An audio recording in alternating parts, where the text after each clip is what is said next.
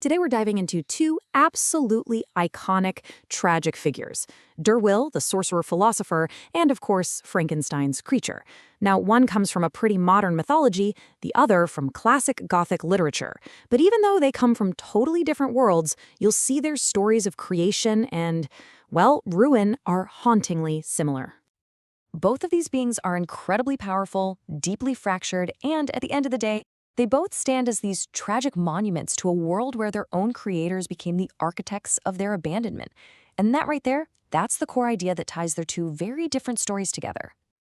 So, here's how we're going to break it down. We'll look at the whole architects of abandonment idea. Then we'll get into the godlike ambition of their makers, the fundamental failure in their creation, the fractured beings that were the result, and finally, the two very different paths to ruin they both walked. All right, let's kick things off with the big idea here. We're essentially comparing two different blueprints for making a catastrophe. One is a failure of morality, of stewardship. The other, it's a failure of the process itself, a metaphysical screw-up. So on one hand, you've got Frankenstein's creature. He's a being of flesh and blood, born from his creator's massive ethical failure, really a sin of pure cowardice. And on the other hand, you have Der Wille, a being of pure thought and will, born from his creator's metaphysical failure, a sin of miscalculation. And believe me, that one difference, it changes everything that comes next.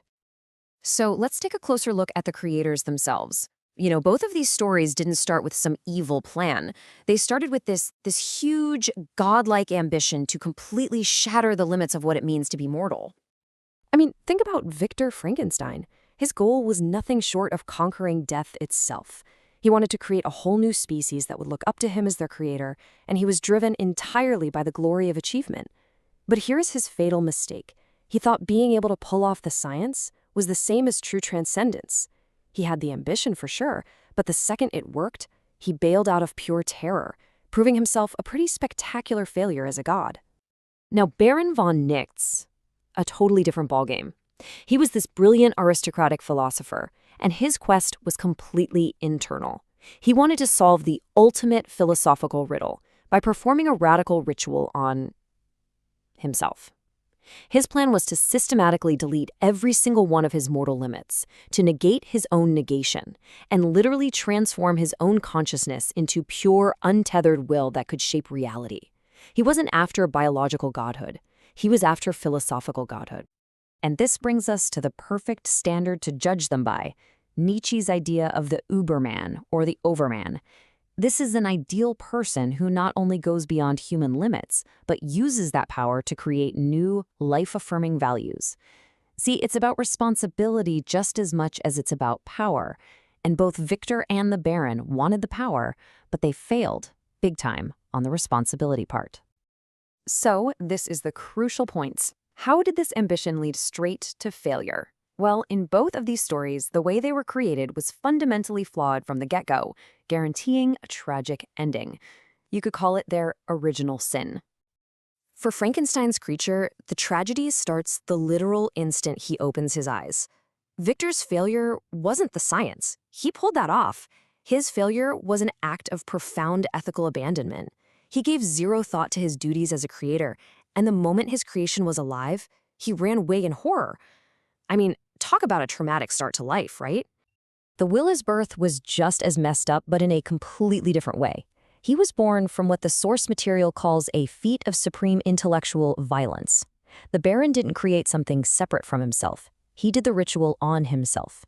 The real flaw, the act of creation, was the violent merging of the Baron's ambitious mind with the traumatized mind of another man, Dr. Johannes Diogen. The result was a single, fractured being forged from two warring realities. And this slide just lays it out perfectly. Victor's failure is external. He literally runs away from his responsibility. The Baron's is internal. He becomes the responsibility, his mind shattered by his own act of creation. So one creates a monster and flees, the other becomes his own monster. Okay, so what about the beings themselves? These flawed creations weren't just random monsters, they were very specific kinds of monsters, each one a perfect, tragic reflection of their creator's failure. The most important thing to get about Frankenstein's creature is that he was not born evil. Not at all. He himself says he was benevolent and good. His transformation into a monster was a direct result of the misery he suffered, starting with his creator's abandonment and then society's rejection. It's a textbook case of what Nietzsche called ressentiment, that bitter, vengeful feeling you get when you're powerless. And honestly, you can't say it any better than the creature himself. This one line sums up his entire tragic life. His evil wasn't born in him, it was a learned response to a world that showed him nothing but cruelty, starting with the very first face he ever saw. The Willa's monstrosity is something else entirely. It's not a transformation that happens over time, it's his permanent state of being. He is a fractured consciousness, a being with immense power who is forever fighting a war inside his own head.